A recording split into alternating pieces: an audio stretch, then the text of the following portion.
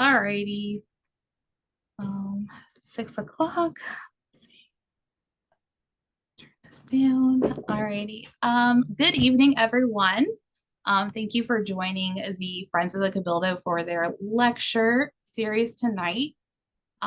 Before we get started with Anthony, um, we hope that you will join us next Tuesday with Joseph Jewell. He will be speaking on his book titled White Man's Work, Race and Middle Class Mobility in the Progressive Era.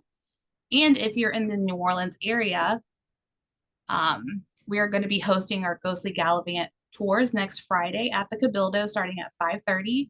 We have tickets on sale via our website. And tonight we are joined by Anthony. I'm going to butcher this again. I'm sorry. Um, Notice. Stanonis, a New Orleans native and independent historian. He received his BA in history from Loyola University and his MA and PhD in history as well from Vanderbilt University. Anthony will be speaking about his new book that came out this month titled New Orleans Pralines, Plantation Sugar, Louisiana Pecans, and the Marketing of Southern Nostalgia from LSU Press. I will put the link in the chat room if you'd like to purchase it from LSU Press. And if you have any questions for Anthony, we have a chat room section. Just please put your questions in there, and at the end of the lecture, he'll be able to answer them. And with that, Anthony, go right ahead. Well, thank you all for having me, and thanks for listening in and hearing me go through this. This is the first of book talk I'm doing on this project, and I always like to sort of explain how I got to this idea. I've spent most of my career working on tourism in New Orleans and foodways in the American South. And back in 2017, I had the idea of doing an article on the history of the praline, because it's a fairly standard narrative that praline comes from the Duc de Praline in the 1600s in France, comes to Louisiana as Louisiana gets settled by the French, and then becomes this tourism souvenir. So I thought it'd be a fairly quick article to do. And I went to the sources I was familiar with, the travel narratives from the antebellum period, and looked, because they regularly go to the French market, and looked at the various lists of the various food items that they encountered as people visited New Orleans before the Civil War in the French market. If you've ever looked at those, they'll go on for pages because they're in awe at all the stuff that comes from North America, South America, and Europe coming together on the levees here in New Orleans.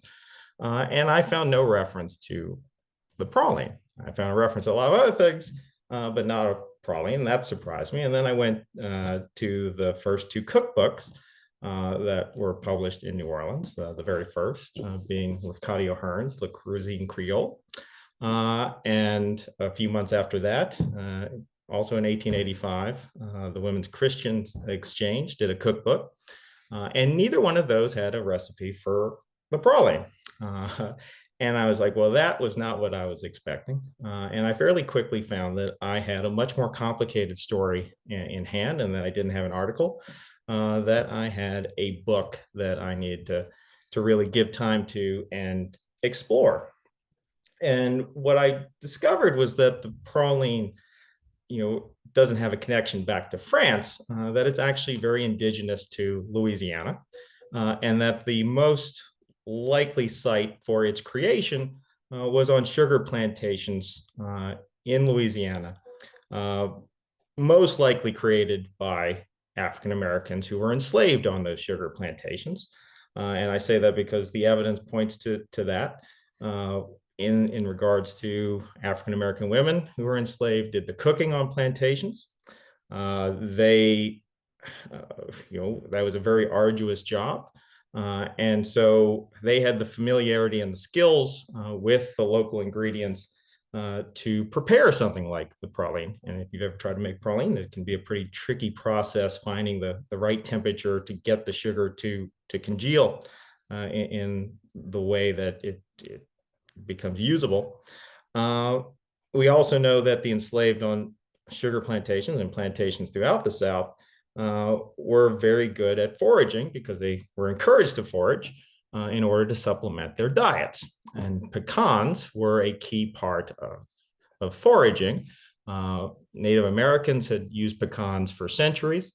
There's evidence that pecans were widely traded among Native Americans, with evidence all the way to northern Canada, because the hard shell made it very convenient for trade and hauling over long distances. It's high calorie, it's high in nutrients. So it very quickly entered into the diet of the enslaved on Louisiana sugar plantations. And so it looked very clear that that was the origin source, and that we needed to think of the praline not as we've come to think of it, which is sort of this tourist souvenir or this refined recipe from the aristocracy of France that the Creoles in the French Quarter revered as an heirloom recipe, or as a children's sort of treat, a sugary treat. That it's more important to understand its origins as really sort of an energy bar, right? The 1800s version of an energy bar. Right? Sugar was, a key source of calories to power bodies. There's a lot of work that's been done on, say, the working class in England and throughout Europe and in the United States, very much leaning on sugar as a source of energy. And that was the same thing that was going on sugar plantations. Real emphasis on keeping Black bodies at work, particularly at milling time. And so sugar was that source, and pecans, because they're packed with minerals and packed with calories, were also ideal for powering bodies. So the real story of the praline in New Orleans arises after the American Civil War. Right? The first reference I could actually find to a praline, and it's important to note here that in French Louisiana, pralines, as we know them, were not called pralines. They were called plarines, P-L-A-R-I-N-E. The first reference I could find to one was a Confederate soldier who was stationed down in Berwick, Louisiana, across from Morgan City in 1861. A guy who was born in St. Francisville, spent a lot of time along the Mississippi River and in New Orleans. And in his diary, he actually marks the word in quotes. So he shows that it's a unique term from down deep in the sugar bowl of Louisiana, deep in the plantation country. And there's evidence that, some local historians recognize that the roots of the praline were actually among African Americans on plantations. Flo Field in the 1920s, actually sort of makes that link. And there's articles in the newspaper in the 40s and 50s, 1940s and 1950s, these sort of old timer pieces where they would interview people who had reached 100 years old or 90 years old, and interview them on how New Orleans changed. And when they were asked the question about when did they become familiar with the praline, given how prominent it was in the 20th century, they often looked and said that they had never heard of it until the 1880s, 1890s. So that led me to the question of, well, how did this thing get to New Orleans, and why did it become so prominent? And that's really the three narratives that sort of drive my book. One was looking at the role of African American women and their entrepreneurial spirit in popularizing the praline and its role within the African American community. Again, a product, an item from the plantations that comes to New Orleans really post-Civil War, as there's a migration of African Americans off the plantation to the city in pursuit of opportunity and a better degree of freedom in the anonymity of the city, and that they work their way into becoming street vendors, or in New Orleans, prominently known as the marchands, the French term for tradeswomen. And that these skills learned on the plantation in making praline pralines becomes the way of powering Black bodies on the levee.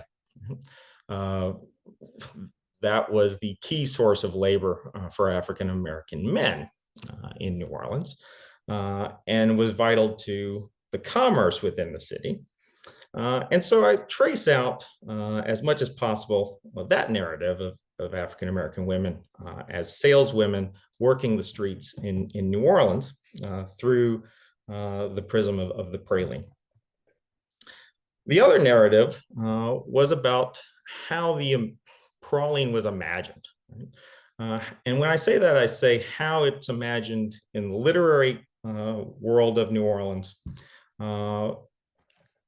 as a food item, but also how the marchands, the African-American street sellers, are reimagined in the literary world of New Orleans. So those are sort of two different narratives that emerge that I try to trace out, separating the reality of the entrepreneurial African-American women to the fictional world that gets created by white women and white men who reimagine these marchands. And then finally, the third narrative that I trace out in the book is the sort of evolution of the Louisiana economy. Right? And I mean, in that, the sugar economy, the pecan economy, and those evolving into the tourism economy by the 20th century. And that's really the three themes that my book traces out. So the first chapter really looks at these entrepreneurial African-American women coming to New Orleans, tapping into a tradition in antebellum New Orleans of selling goods in the streets, and how that evolves in the aftermath of the Civil War with emancipation. And as African-American women have to sell to survive and support themselves and their family. I trace out the locations where they would do this: railroad stations, the riverfront, Canal Street, events like Mardi Gras, also All Saints Day, so as families went to the cemeteries to honor their dead on the day after Halloween. The cemeteries in very distant locations became an opportunity for street vendors to go and sell to the families as they spent the day with their deceased. And how crucial these street sellers were during yellow fever epidemics, right on up to the last one in 1905. As the city shut down and panic spread throughout the city, that opened opportunities at the risk of their lives to go out and keep commerce and keep the city fed. And there's a good number of narratives of how essential this was to supplying New Orleans families that were too afraid to go out or too sick to go out to bring supplies to the household and to deliver food to the household. And whenever it was possible, I tried to trace out some evidence of how these families function, particularly in regard to the praline trade. So, for instance, in the 1900 census, I found a family, the Marie Albrier, who is making pralines with her older daughter. Her younger daughter is actually listed as the seller, the saleswoman for pralines. And you can sort of see how the family factory worked, right? The domestic production worked with the youngest daughter then going out into the streets selling pralines. Right? In 1900, she's 58 years old. Her parents came from Cuba right before the Civil War. So possibly free, but possibly enslaved. It's hard to tell. And you can sort of see how this family makes a living by selling this confection. Other evidence in the court records, for instance, in 1908, a praline seller actually gets mentioned in the newspaper when she dies because she's so prominent working the railroad stations. And when I did the search, I actually found when she died, she didn't have any heirs. So her estate of $620 goes to court to be divided up with her surviving sisters and nieces and nephews. And you can sort of see the evolution of the African-American family coming out of slavery. The sisters, when they sign the document, they sign with an X.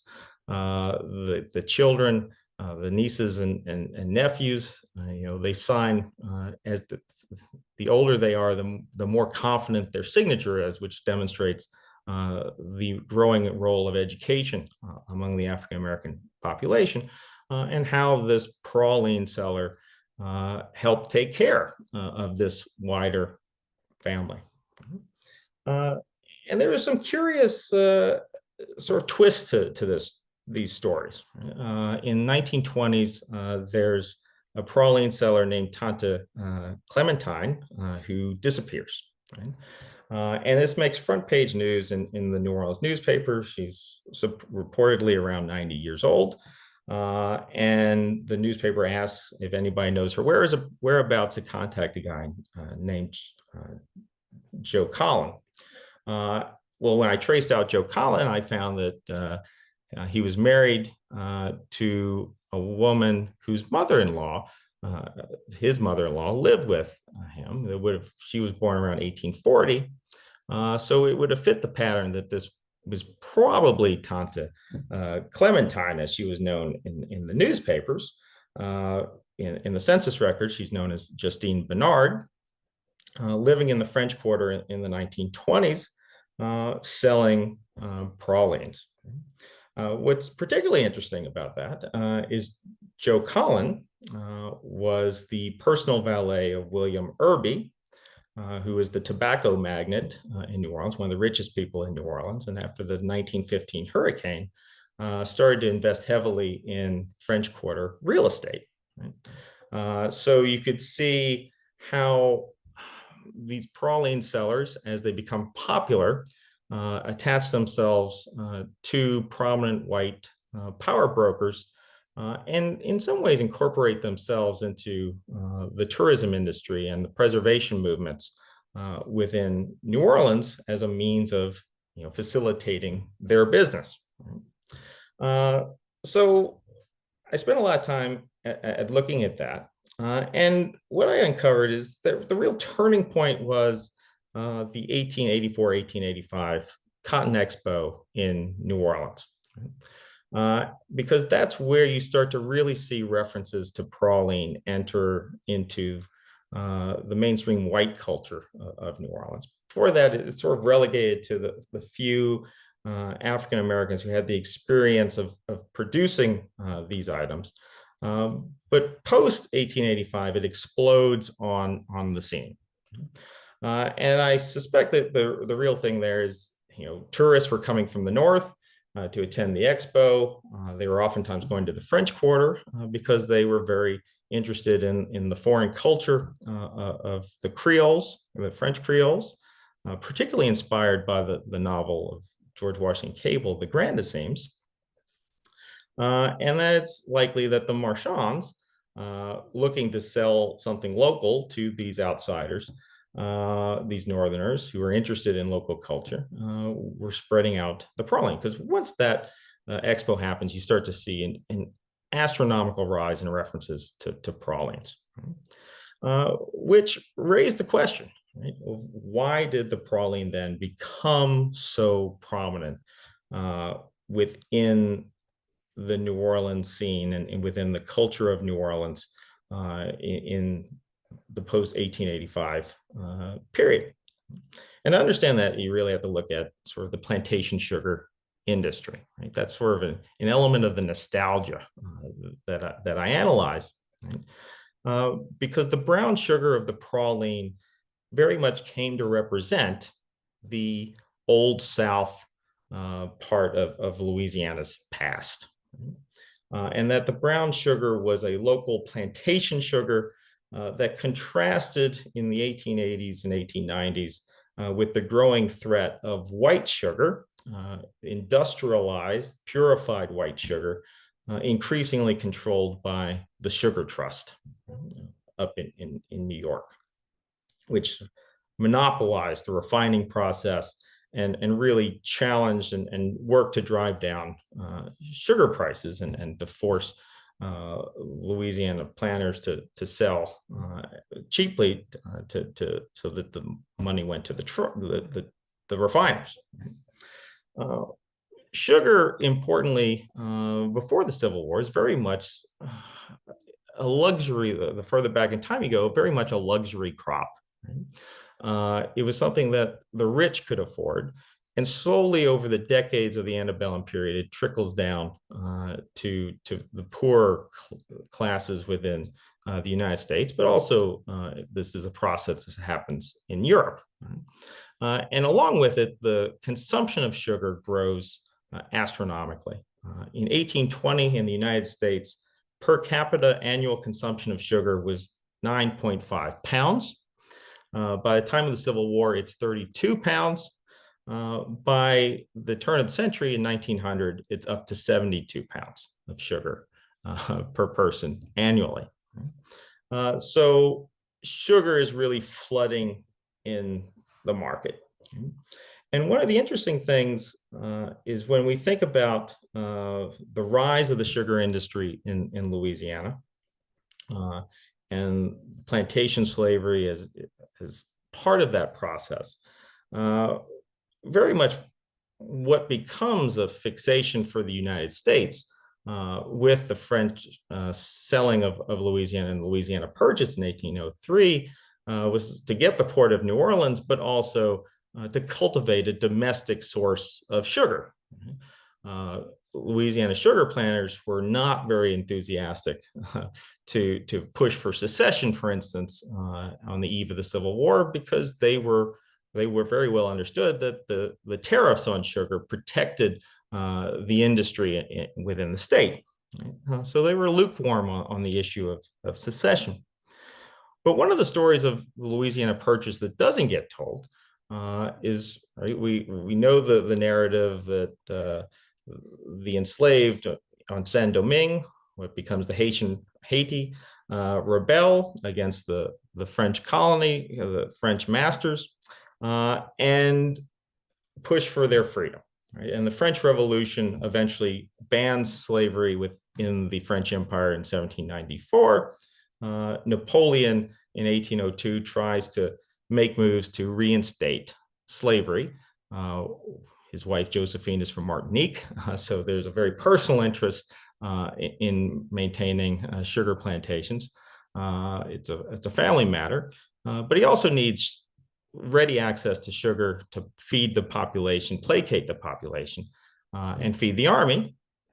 He also needs the revenues from the tariffs on sugar to raise the money for the French government to carry on its wars in Europe. So he sends troops to quell the Haitian Revolution. It gets decimated. His brother-in-law, the general, dies, General Leclerc. The tens of thousands of troops that he sends to Haiti die from yellow fever. And Napoleon cuts the deal to sell Louisiana to make some money because he can't defend the territory anyway. And thus Louisiana evolves into this sugar center for the United States. At the same time, the decline of the sugar industry is being planted in France because when Napoleon doesn't have access to Saint-Domingue and Haiti's sugar, he really begins pushing scientists in France to develop a domestic source of sugar, right? Which becomes the sugar beet. By the 1850s, France has evolved sugar refining from beets and production of beets to such an extent that they are producing more sugar from beets than imported from the various plantations in the colonies that France still controls.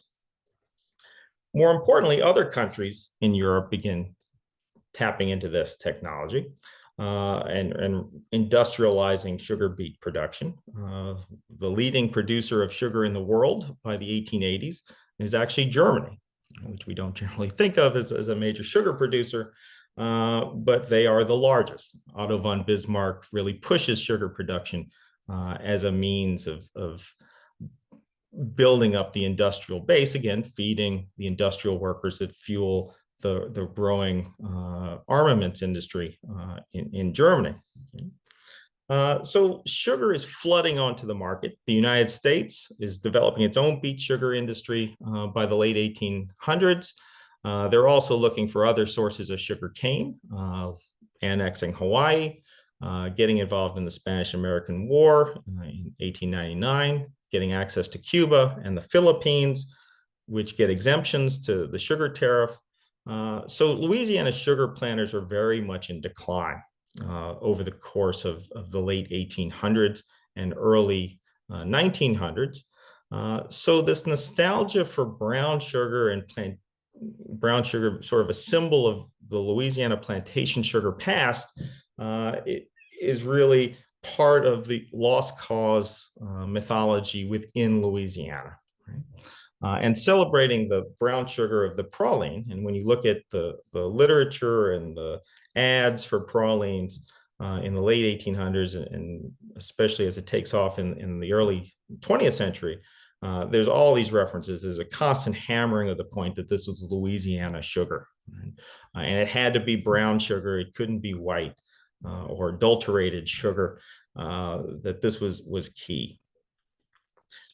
In terms of the marchands, this was an important transition, right? Because the marchands operated in a world in New Orleans where the black market in stolen commerce and stolen commodities from the docks were very key to keeping their margins in line.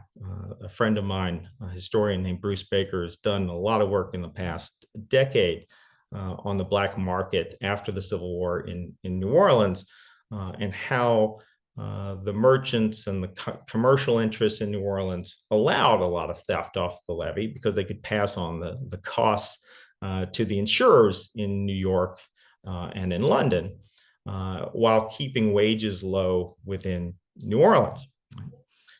So that allowed these marchands to get access to really cheap sugar. But when the market becomes saturated with sugar, and even though the sugar is cheap, it becomes outside the means of these marchands to afford. You have to have, the margins were just too narrow to buy even this cheap sugar that's flooding the market, as opposed to the trade and barter in the black market of the New Orleans levees in the 1870s, 80s, and 90s. So that's a threat that's confronted. The nostalgia for these sugar plantations evolves into this lost cause nostalgia for the Old South. And we see that clearly in the literature that arises that gives us the narrative of the praline that we're familiar with.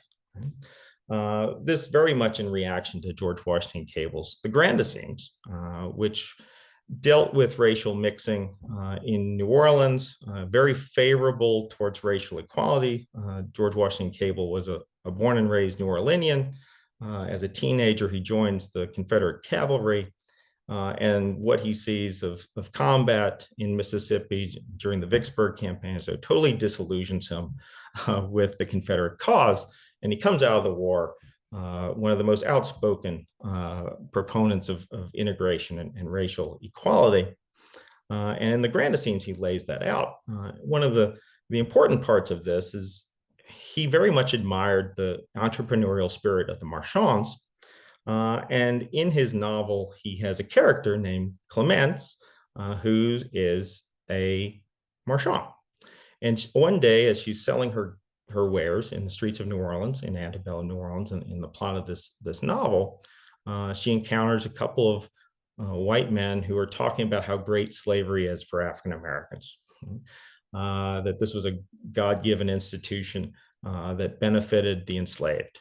And Clemence is so outraged, she goes and confronts them. And a few pages later in the novel, a mob forms and takes her to the edge of the town by the swamps, and they shoot her in the back. So in the literary world of New Orleans, which gets very outraged by Cable's take on race in New Orleans, really led by Grace King, taking on the image of the African-American street seller becomes very important to counter George Washington Cable's depiction. Uh, and so Grace King and other, particularly women writers, begin taking that entrepreneurial spirit of the Marchand and converting her image into, in the literary world, into a sort of New Orleans and Louisiana version of the Mammy. She's not working for herself and for her family. Oftentimes in these stories, what she ends up at some point in the tale, she's taking the money back to her former enslaver to support the white family that has fallen on hard times due to the Civil War. That's sort of a common trope in the 1880s, 1890s with these stories about the praline sellers. One of the first narratives that we encounter about praline sellers in New Orleans is by Molly Moore. She marries the editor of the Daily Picayune, and she starts publishing a series of vignettes of the city. And in 1885, she very interestingly has two female characters who are white walking through the French Quarter. They encounter Marie Laveau, and there's all this sort of sinister, evil aura about her. And then these two white women run through the French Quarter, and they reach Rampart Street after running several blocks, and they encounter a praline seller. And the praline seller, in this very mammified way, comforts these white women and protects them from the evil of Marie Laveau. And that's sort of this common theme, right? The praline seller becomes the mammified protector of the old regime, right? Longing for the days of enslavement. Right? This appears over and over again. And importantly, one of the key writers in refining this tale is Marie Louise Points. She's born in New Orleans after the Civil War, and she's raised, I would say, in the Lost Cause mythology. Her dad was personal friends with Robert E. Lee, but more importantly, she's rooted in lost causes because her family has a connection to France. Her sister studies music in Paris.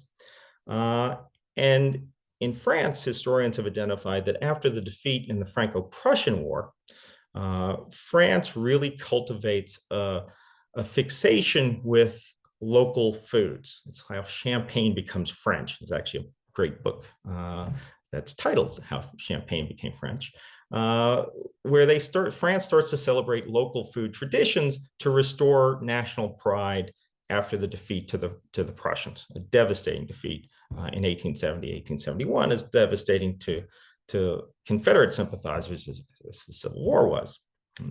And so Marie Louise Points, not surprisingly, becomes key to writing stories about praline sellers that mammifies them. But also she gets involved with tracing out some of the history of the praline. In her view, she connects it to French cookbooks that come out around the time of Napoleon, sort of memorializing the cooking of Louis the 16th. She publishes in 1897 the first recipe for a praline, which I include in the book. And she ghostwrites eventually the Picayune Creole cookbook, which is the first cookbook to contain recipes for the praline, but very much couched in this nostalgia for the Old South and nostalgia for the old sugar and the old ways of the racial hierarchy. That being said, what's important about the praline as a food item is that if the brown sugar represented the Old South, the pecan represented the New South. It's very much a part of the push for crop diversification after the Civil War, led by Henry Grady of the Atlanta Constitution, saying that, look, you can't just have cotton, you can't just have sugar, you have to have a variety of agricultural goods, especially in cotton country, because you can't eat cotton in hard times. So there's a real search for other foods that could be raised in the South, and the pecan becomes key. And it's important because the story of the pecan, the pecan is indigenous to the Mississippi River Valley. And planters had struggled with how to cultivate it because it's so wide ranging if you try to grow it from seed, which is what planters were trying to do. But the origins of pecan cultivation actually are rooted in Oak Alley plantation on the Mississippi River. Uh, Oak Alley was owned by Jacques Roman, who enslaved an African named Zephyr, who becomes the leading expert on sugar production on Roman's plantation. He essentially learns how to make sugar to become indispensable within Roman's operation, which then gave privileges to Zephyr's son, Antoine, who becomes the lead gardener on Roman's plantation. Antoine figures out how to graft pecan trees and plants an orchard at Oak Alley. Roman dies somewhere in the late 1840s. The plantation changes hands during the war, and different owners have it. And the owner in the 1870s takes some of the pecans that have now matured. Pecans take about 15 years, 10 to 15 years to reach maturity. So they were at peak maturity by the time the 1870s rolled around. And the owner submits the pecans to the Philadelphia Centennial Expo, honoring the 100th anniversary of the birth of the United States. And it gets all kinds of awards. It becomes known as the Centennial variety. It's the very first recognized variety of pecans. And that leads to a whole explosion of the interest in planting pecan orchards across the South. It leads to the rise of various nurseries, particularly in Louisiana around Forest Hill, also in Ocean Springs, Mississippi, as different grafters try to figure out ways of producing different varieties of pecan that would allow it to spread outside the Mississippi River Valley, so that today, some of the leading states are actually Georgia and Texas. The leading county on pecan production is actually in Arizona today. So it becomes very much part of New Mexico and Arizona's production over time. And as these pecan orchards gets planted in the 1870s, 80s, and 90s, reaching maturity around the time of the First World War in the 1920s, you have the rise of professional shelling operations and industrialized shelling, largely centered originally in San Antonio, which then flooded the market with ready-made pecans, right? Pre-shelled pecans, which opens the door along with cheap sugar, for the rise of the tourist shops in New Orleans to muscle out any remaining marchands, the various African-American street sellers, and to turn the praline into a tourist souvenir. So we have the old South brown sugar, the new South pecan, and now these narratives about the praline being sold to the various tourists, particularly Northerners who are coming to the city in the 20th century, where writers like Grace King and others of her generation were writing and reimagining the entrepreneurial marchand as a mammy. A guy named Henry Castellanos in 1895, in his book New Orleans as It Was, gives the original history of the praline. He invents a story in that book, in which he says that a refugee aristocrat from the French Revolution comes to New Orleans in 1795, opens up a confection shop in the French Quarter, and laid claim to introducing the praline. This story becomes the story that's then used within the tourism industry, not Mary Points's references to various cookbooks, but to this French aristocrat that goes unnamed in his book, which in and of itself is telling. And this narrative becomes a way for these shops to sort of link the praline away from references to the plantation, but to reference back to colonial France, right? uh, colonial Louisiana, and to the noble world of the French aristocracy back when France had the kings.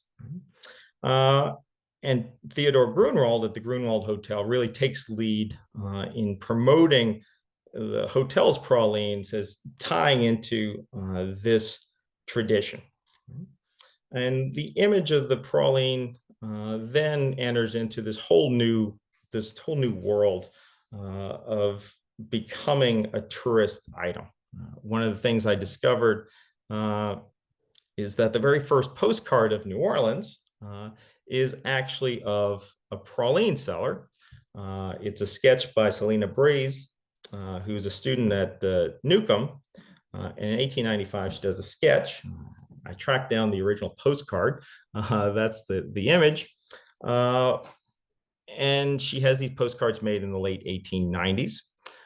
It becomes an international image. The postcard I tracked down actually gets sent to Switzerland on Mardi Gras Day of 1899. So the praline very much is becoming this international symbol of New Orleans. And postcards begin proliferating. The cover of the book is actually a photograph from the 1890s that becomes, in this version, is a postcard, right? In which the African American men that are in the original photograph are erased. The drayage operator, being operated by an African American man, is erased and replaced in the postcard imagery by a white family. So there's a lot going on with how the image, the actual physical image of the praline seller is being reinvented. And that's where I conclude in the book by looking at the various tourist shops that open in New Orleans in the 1920s and 30s, and how they carry forward this racialized image of the praline seller. So very much like Louise Glenn, who opens Old Town Pralines in 1935, still in operation on Royal Street. Working with her two sisters, she hires a woman named Stella Harris to perform this praline seller role. Stella Harris is the most photographed of the praline sellers in the 20th century. She had this shtick of smoking a cob pipe and setting up shop near the Cabildo or different spots around the French Quarter. She's photographed in the late 30s and wins a national competition. So she's on the cover of various newspapers around the country, which is great advertising for the shop. But increasingly, as the marchands of old, who are independent operators, get pushed out of the market, these new marchands that are actually hired by praline shops begin proliferating within the French Quarter in particular to reach tourists. And there's various gimmicks along the way. Lida Plochet opens up the Green Orchard, Green Orchid in the early 1930s. She actually goes to Washington and meets with Eleanor Roosevelt, and then goes to the patent office to patent her mammy dolls, laying claim to being the only person who could produce brown skin dolls in the country. And so she gets like a 3-year patent to corner that market. She's also important because she pioneers the idea of opening up a show kitchen in her shop, where she hires African Americans who make pralines to draw tourists in to see praline production as a performance. Then there's Aunt Sally's with Pierre Bagour, a fascinating guy. He comes from a family of clothiers. His grandfather was a clothier, his dad was a clothier, but he goes out on his own. In 1910, he's actually listed as a car dealer. So he's on cutting edge technology, and he becomes a very good car dealer and respectable, profitable, up until the Great Depression hits. And the banks foreclose on a lot of his property. He has some property in Uptown. He has a lot of lots out in the new development in Lakeview. He loses a lot of that wealth. And then he sort of disappears and resurfaces in 1935 with Aunt Sally's Pralines. He patents the box. This is actually an original Aunt Sally praline box from the 1930s. A lot of the boxes that pralines were packaged in by these tourist shops in the 1920s and 1930s were miniature cotton bales. At first, I thought that was just a gimmick because of the association of the South with cotton. But it's also very practical, actually, when you see one, because it provides some cushioning for riding in a Model T or a Model A if you're a tourist. It does provide some protection. So he's very much part of that. He has his own sort of show kitchen that he eventually develops. What's also fascinating about him, as a guy who made his living as a car dealer, is in 1940, he becomes the first person to get a city permit to operate carriage rides for tourists in the French Quarter. So the guy who was helping to push in the automobile and push out the horse is now reintroducing the horse as a nostalgic way of seeing the French Quarter. And various ways through these various shops and these various souvenirs and postcards, the image of the New Orleans praline goes national. Right? And air shipments, of course, facilitate that. So I lay out much of that in much more detail with a lot of other stories along the way. There's quite a number of twists and turns in the story of the praline. But mainly it's to understand that this was a working class food that gets reimagined as something else, a food of the enslaved that gets reimagined as something for tourists and associated with the Creoles, but always a symbol of both the Old South and the New South, combining the entrepreneurial spirit of the African Americans on one hand with these Jim Crow fantasies of white writers and these tourist shops selling to Jim Crow nostalgic Americans in the early and mid 20th century. And so we have this complex, a far more complex food item and symbol of New Orleans than we have long assumed it to be. And that's the sort of burden of the praline, how to, on one hand, remember its origins, but escaping at the same time a lot of the Jim Crow legacy that becomes attached and that puts some bitterness into the praline. So I know I've been talking a long while. That's pretty much the gist of what I have to say. So if there's any questions, I'm happy to hear what y'all got. There is a question in the chat by Lee. What about the Ursuline nun connection? I was told that they made a candy similar to what they knew in France, a sugar-coated almond confection subbed with Louisiana pecans and the beginning of our pralines. Not true? Question mark. That's actually the first time that pops up is really the 1970s when a cookbook gets published by the Ursulines. I deal with that in the book. I don't see that anywhere up until after World War II, and particularly in the 1970s. My feeling is that it very much taps into what's going on in sort of the 1960s and the idea of the nuclear family. And I go into a lot more detail in the book about that cookbook in particular. But no, I don't find any evidence that that's actually where the recipe comes from.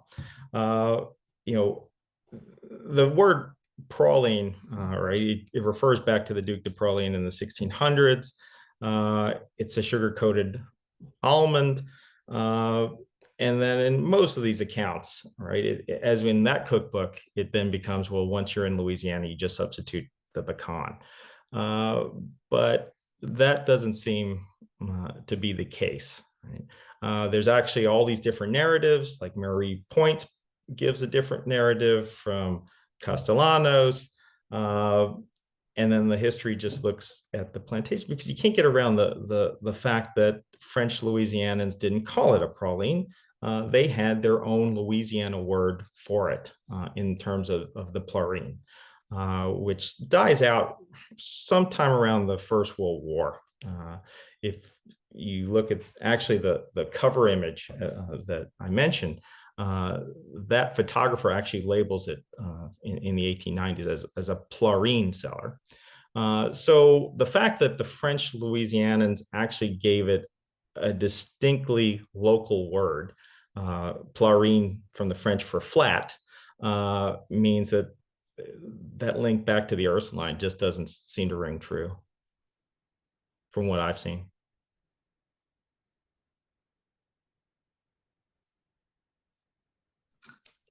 Um, What's that? from Jillian.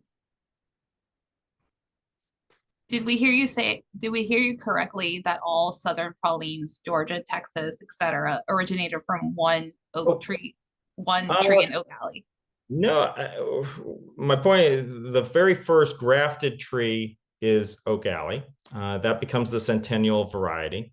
And then it becomes so successful in the Expo in 1876 for the centennial, that you see all these different nurseries then trying to graft different trees. Right? They take that knowledge that Antoine developed and really start to experiment with different kinds of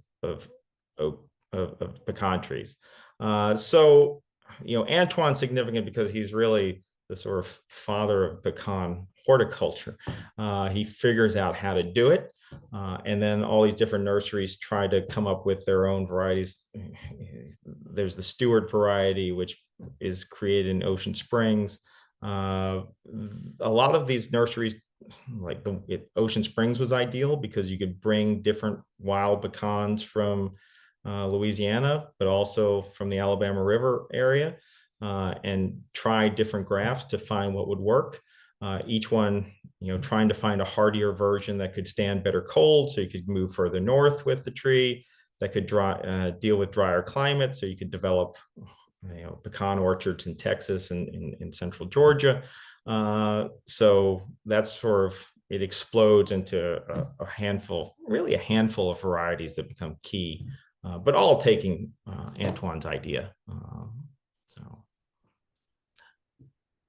I see the other question is the original recipe still in use? Not really. The original recipe, which I have in the book, it's actually simple. It's sugar, water, and pecans. Nowadays, and I put other recipes subsequent. I put the recipes from the newspapers that I found up until the 1920. And it's fascinating because you start to see all these different ways of making, particularly adding cream to make it easier for it to stick together, adding different kinds of types of sucrose, corn syrup is in some, all these different experiments to make it hardier and easier for it to congeal. Because if you just use water, sugar, and pecans, it's really, really hard. It's an actual incredible skill because you have to time it just right. Otherwise, it either won't congeal if it's too much moisture, or just disintegrates if there's not enough. So it very quickly, you get other recipes that add all kinds of stuff. And today there's all kinds of things added because it's mass marketed. So it has to survive a lot of air shipment.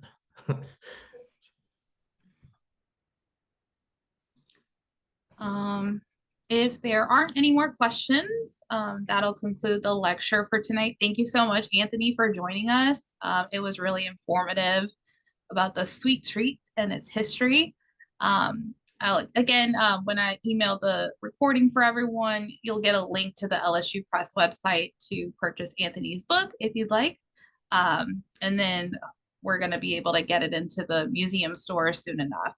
So everybody have a great evening. Thank you and good night. See you next Thank time. you all. Thanks for Bye. listening. Thank Bye. you.